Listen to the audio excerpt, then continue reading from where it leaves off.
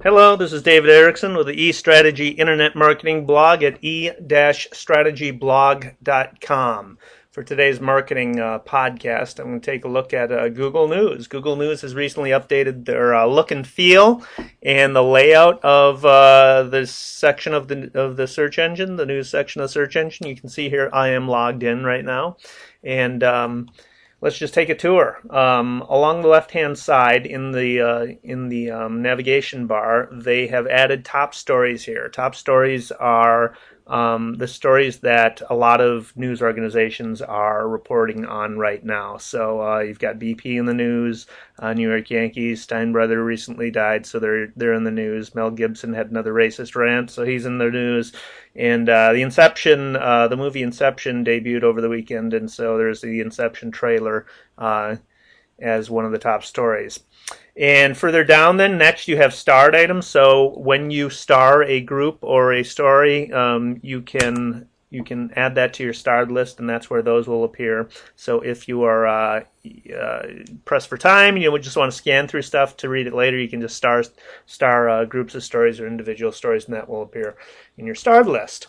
Then you'll notice here's a little bit of a glitch in Google News. It has an option based on what Google thinks it knows about me from my location of news near me. This is the news near me section, but it says St. Paul Parish, and you'll notice here St. Paul Parish in Dominica.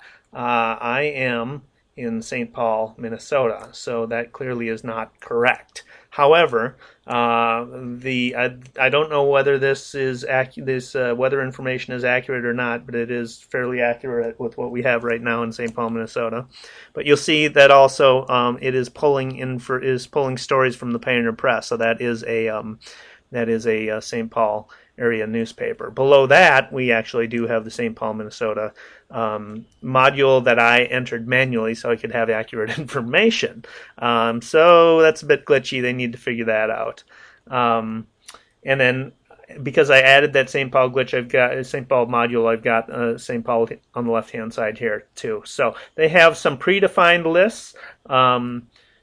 Mobile technology that I added, world, U.S., business, all these are the predefined categories that they have on the left-hand side, but the ones that you add are added as well to the left-hand side. So I added Twins news, Vikings news. Let's look and see what the Vikings news is. So there's your Vikings page. It's got grabs images and updates stories. Pretty typical, right? Okay, let's go back to the front page. And they've also added social elements in this. So the drop-down menus for clusters of stories offer you the opportunity to email this cluster of stories, send it to your reader, send it to Facebook or Twitter or Google Buzz, show more or fewer stories, reader stories, okay? If you scroll down next, you've got news for you. Now, when you log into the new Google Reader, it will take you through a personalization process and ask you to personalize your news. I've already done that, but this does allow you to get news that you are most interested in. So you go through the personalization process. This is basically what you see. It gives you the standard stories that the categories that they give you, and ask you, never, sometimes, or always, do you read these? And then you can add any topic as well. So let's think of a topic here. Location-based. I'm going to remove that and try again. Location-based services is what I want.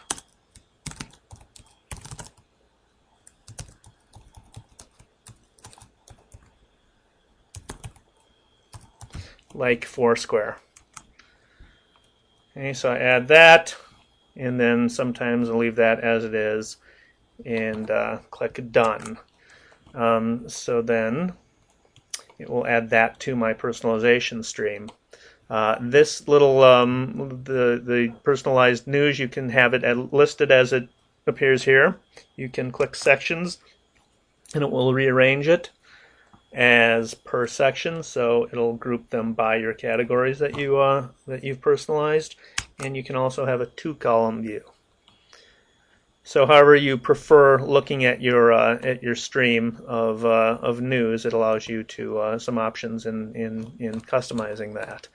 And then it lists most popular stories on the right-hand side.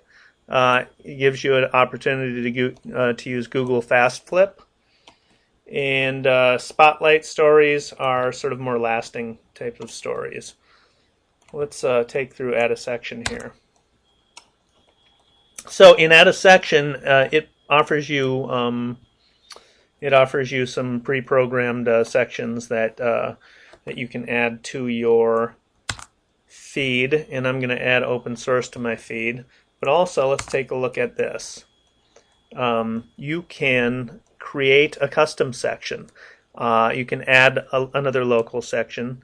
You can add a section with stories that are recommended for you based on your searching history. So Google does keep track of how you search, and based on what you search for, it will recommend stories based on that data. And lastly, though, let's look at create a custom section, because this is interesting. You can create a custom section that will then be, if you publish this selection to the directory, it will be available for anyone using Google News to browse. So from a PR standpoint, as a communications professional, you could create these little modules for your clients for a given type of news in order to sort of make it easier for people to follow that type of news or a client news. So that is a nice little tool that's a little bit hidden, but it's something you should know about. You've also got some toggling here. So you've got all news. You can just look at the headlines. You can just look at images.